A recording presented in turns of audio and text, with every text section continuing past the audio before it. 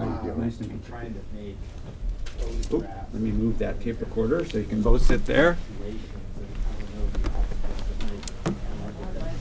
So thank you. Thank you for agreeing to be interviewed for the article. Appreciate it. I'm Chris. I'm sorry I missed the introductions earlier. This is Chris. He's already missed the introductions earlier. I'm the photographer on this deal. How long have you been together? 7 years and about 4 months, 5 months. Yeah. I don't think of myself as homeless. I'm in a 7-year relationship with someone who loves me. I have family that care about me. Home is an abstract concept. I have that. What I don't have is a physical structure to live in. I need a house. I'm houseless. Right now we're both staying at the Mission. Her in the women's shelter and I'm in the men. Okay, where did you come from? Asheville, North Carolina. Okay. We came here to live. To live, okay. So okay. Things had fallen apart for us there. We were buying a place there and she lost her job, couldn't find another one, and they ended up repossessing the place. Her mom died right shortly before that, and so we just came here and figured this would be a good place to restart because I've lived here originally. I was born in Idaho and lived here since I was like 3 or 4. Okay. What's it like being homeless? What is it like? Yeah. That's not good.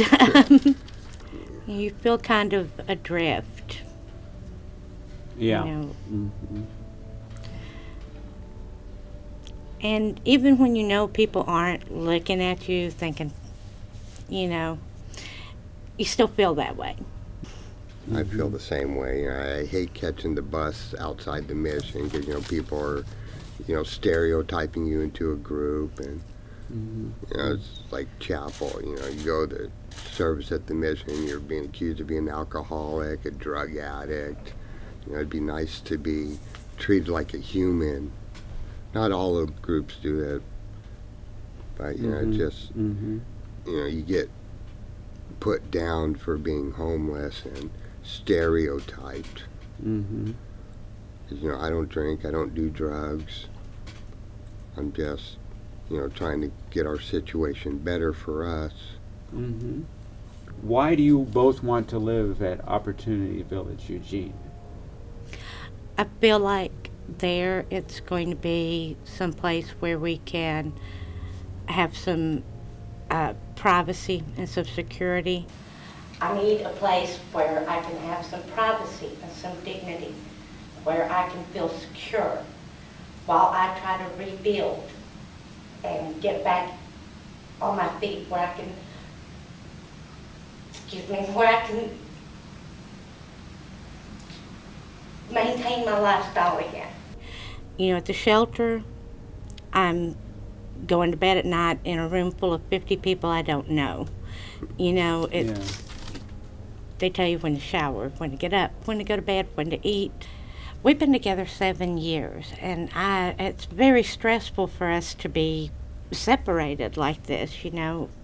I depend on him. He makes me feel stable and safe, and Sure. You know, I sleep better when he's there. You know, I eat better. I just, right. You know, he's my rock. Because I was diagnosed with an ACL injury in Minnesota, because I worked in a hog barn, and you know, it hurts to do anything. So right now I'm seeing what's going to go on with voc rehab and what they say I should do. What vocational rehabilitation does is they help people get back into the workforce who have a disability.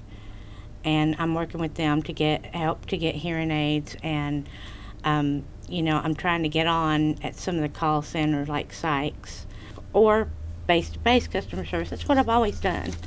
You know, it's kind of hard without being able to hear to do that. So I'm working with them to try to get the hearing aids so I can get back to work. That's what I want to do. I want to get back to work. What else do you see Opportunity Village doing for you? What else do you see Opportunity Village doing for us?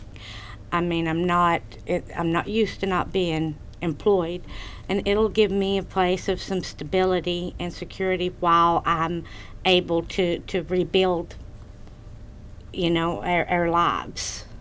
See, if the village was already, it had already been established, she would have had a job working for Sykes.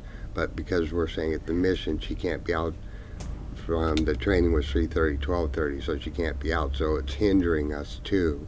But, you know, I can't leave to go pick her up, or else I'd lose my bed, and she can't be by herself, you know. And, you know, it really provides a bit more dignity for you, you know. You feel what we're doing there, I feel like, you know, having spent time with the people who are also moving in, that we're building a community there, and we're going to have there's going to be a sense of community and a sense of place.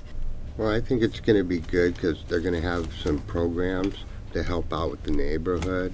You know, we're going to be eventually initiating like a neighborhood watch type deal where we patrol the neighborhood, and I think it's going to be good for the community. You know, I mean, it's all tentative, but like cleaning up trash around the neighborhood, and so I think it's going to do good for the neighborhood too. I haven't been without a home very long, and this is not a typical situation for me. So I'm sorry that I get a little emotional about it. That's pretty much all I wanted to say. All right.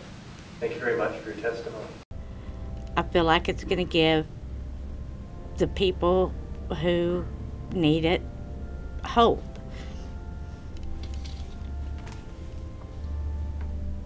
You have hope now?